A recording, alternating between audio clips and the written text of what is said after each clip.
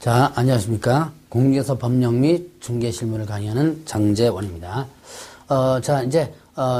여러분들이 이제 공개서 법령 및 중개실무 부분에 대해서 이제 기본 강의를 들어가도록 하겠습니다. 제가 입문 강의 때 잠깐 얘기한 부분이 있지만 다시 한번 공부하는 방법에 대해서 간단한 게만 보고 진도를 가죠. 자, 일단 여러분들이 공부할 때는요, 반드시 일단은 먼저 강의를 한번 들어야 돼요. 교재를 펴놓고 순서를 강의를 쭉 한번 듣고 나서 그 다음에 또 이제 다시 강의만 듣는 게 아니라 교재를 꼭 한번 읽어보셔야 돼요. 자, 교재를 최소한 3번 읽어보셔야지만 됩니다. 그래서 교재를 갖다가 강의 듣고 읽어보고 다시 또 강의 듣고 읽어보고 이런 식으로 해서 한 3번 정도만 여러분들이 하시면 공개서 법령 및 중개실무에 대해서 어느 정도 내용을 파악할 수 있을 겁니다. 왜 강의만 듣고 교재를 강의 듣고 교재를 계속 보라 그러냐면 여러분들이 강의만 듣고 교재를 안 읽으면요, 일단은 여러분들이 이제 시험은요 소리로 시험 치는 게 아니라 글로 보죠. 여러분들이 읽어나가는 거예요.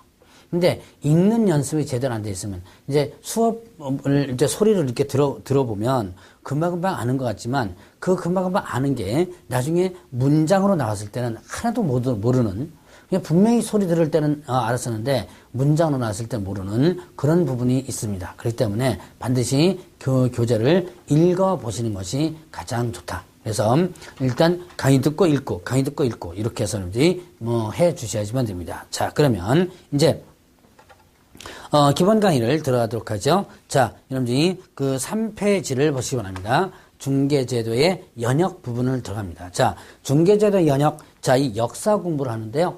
자, 부동산 중개 제도가 언제부터 시작되었냐를 하는 부분인데요. 자, 이거는 시험 문제 그렇게 크게 출제 빈도는 거의 없다라고 볼 수 있습니다. 자, 8회 때 딱 한 번 나왔던 부분이기도 한데요. 근데 여러분들 이제 공부할 때 이런 게 있습니다. 그럼 시험 문제 거의 안 나오는데 뭐 때문에 하느냐라고 하는데요. 자, 시험 문제 거의 안 나오더라도 이거를 알아야지만 뒤에 가서 기본적 내용을 파악할 수 있는 부분들이 있어요. 이거는 다른 과목에서도 마찬가지인데요. 다른 과목에서도 이 부분은 시험 문제 거의 안 나오지만은 알고는 넘어가세요라고 하는 부분이 있을 거예요. 자, 근데 시험 문제 거의 안 나온다. 그럼 공부 안 하면 될 걸 갖다가 왜 알고는 넘어가시라라고 하느냐. 바로 중요한 부분을 배울 때 그 배우는 부분의 기초가 잘 안 나오는 여기에 있는 부분이에요. 그렇기 때문에 혹시 다른 과목이나 저도 마찬가지죠. 제 과목도 마찬가지지만 왜 안 나오는 거, 왜 출제 빈도가 높지도 않는데 왜 하느냐라고 일단 따지지 마시고요. 자, 이거는 깊게 공부할 필요 없이 수업만 듣고 넘어가셔도 됩니다. 요 연역 파트는요. 자, 그러면 보죠. 이제 중개업을 언제부터 시작했느냐 하는 부분인데요. 자, 중개업을 시작한 것은 고려시대라고 합니다. 자, 고려시대 때 객주라는 사람들이 있었어요. 이거는 객주. 여러분들 드라마 같은 데서 많이 봤던 부분일 겁니다. 자, 객주. 이거는 흔히들 일단은 장사꾼이라고 표현을 한다라고 했죠. 자, 그러면 이런 장사꾼들이 자, 이제 점포에서 장사를 합니다. 장사를 하면서 뭐도 같이 소개시켜준다? 부동산도 같이 소개시켜주는 일을 했더라. 라고 해가지고, 자, 이 객주라는 사람들이 고려시대 때 객주가 중개업에 대한 효시다 이렇게 표현합니다. 자, 이제 알선해주고 나면 거기에 따른 뭘 받아요? 보수를 받게 되겠죠. 그래서 중개업의 효시다라고 표현을 하고요. 자, 그러면 이제 고려시대 때를 지나서 조선 초기와 그 다음에 중기로 갑니다.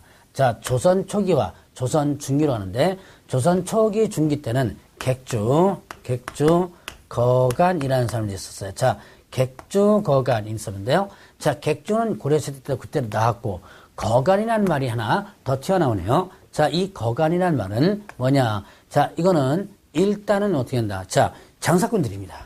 근데 여러분들 잘 보세요.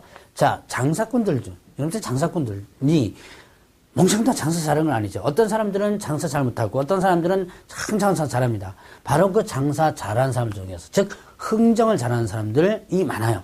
그러면 내가 장사를 좀 못하거든요. 장사를 못할 때 어떻게 한다? 장사 잘하는 사람을 데리고 옵니다. 어떤 큰 흥정거리가 있을 때, 흥정거리가 있을 때는 장사 잘하는 사람 데리고 와서, 야, 이거 좀 붙여줘. 좀 네가 좀 거래 성사시켜줘. 이렇게 하는 거죠. 이 대신에 와서 이제 하는 거죠. 자, 그러면 그렇게 해야 된다면 어떻게 돼요? 거기에 따른 뭘 대가를 갖다가 지불을 하게 되는 거죠. 자, 그러면 이제 그렇게 전문적으로 흥정하는 사람, 이것도 하나의 장사꾼들 중에서 나왔던 부분이죠. 자, 그래서 이런 객주거간이라는 사람들이 장사하면서 부동산도 소개시켜주는 일을 했다. 자, 그러면 이제 조선 후기로 갑니다. 자, 조선 후기 혹은 조선 말 이렇게 표현하는데요. 자, 이때는 각회, 그 다음에 또 집주름이라는 사람이 나타나요. 각회 집주름. 그러면 이때 각회 집주름에서 또 다른 말로 표현한다면 가거간이라고도 표현을 합니다. 자, 가거간. 자, 거간 중에서 가짜, 집 가짜죠?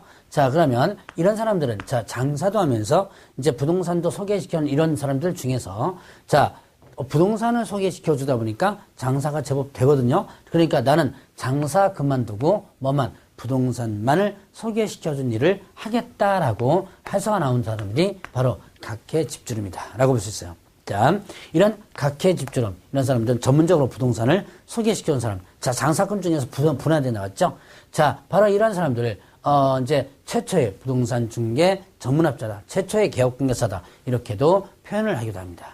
자, 그러면 이때는 장사꾼들이 업종이 분화돼요. 이렇게 각회 집주름으로 나타나게 되고 부부상도 나타나게 되고 그러니까 업권 싸움이 나타납니다. 그래서 업권 싸움이 나타나면서 이제 이걸 규제하기 위해서 객중 거간 규칙을 만들게 되죠. 자, 객주거간 규칙을 만들면서 그 몇 년 뒤에 이제 뭐냐면 자, 이 규칙에서 또 객주거간에 대한 인가제가 나오게 돼요. 자, 이제는 자유업이었다가 조선 후기 때 인가제로 나타난다. 자, 그러다가 이제 일제시대로 넘어가죠. 일제시대로 넘어간다. 자, 일제시대 때는 자, 소개 영업 취체규칙이라는 게 있었죠. 취체규칙 이런 법이 있었습니다. 소개 영업 취체, 소개 영업을 하기 위해서는 자, 허가를 받아야지만 되는 부분입니다. 자, 그래서 소개 영업에 의해서 소개 영업에 의해서 이제 허가를 받아야지만 되는 부분으로 나타나게 되는 거예요. 자, 그러면 이제 소개 영업에 의해서 이제 허가제, 이제 자유업이었다가 인가제였다가 허가제로 나타났죠. 자, 그러다가 1961년도가 나타납니다. 자, 1961년도 같은 경우는 이제 해방이 되면서 일시적으로 자유업이 돼요. 일시적으로 자유업이 되었다가 이제 뭘로 나타난다? 이제 소개 영업법이 나타납니다. 자, 영업법이 나타나면서 이제는 신고제가 나타나게 돼요. 자, 그래서 소개업법이 나타났다가 신고제로 나타난다. 자, 이제 이 법에 의해서 신고만 하면 아무나 다 할 수 있도록 나타나게 되는 거죠. 그래서 이제 이때 미성년자 아니면 누구나 다 할 수 있었어요. 물론 이제 일정 부분에 결격 사유가 있긴 있었지만, 자, 그래서 많이 조폭이라든가 이런 부분, 복부 이런 사람들이 많이 나타나죠. 그래서 이거를 강력하게 규제를 하겠다라고 해가지고 뭐가 나타나냐면 이제 1983년도에 자, 일단은 부동산 중개업법이 나타나게 됩니다. 자, 부동산 중개업법이 나타난다. 자, 그러면 부동산 중개업법. 자, 이제는 소개라는 개념에서 뭘로 바뀌냐면 중개라는 개념으로 나타나요. 그러니까 자, 61년도에는요. 자, 여러분들이 아마 옛날에 나이 좀 드신 분들은 조금 이제 기억이 날 거예요. 자, 부동산 소개하는 곳을 부동산 소개소 이렇게 표현했었어요.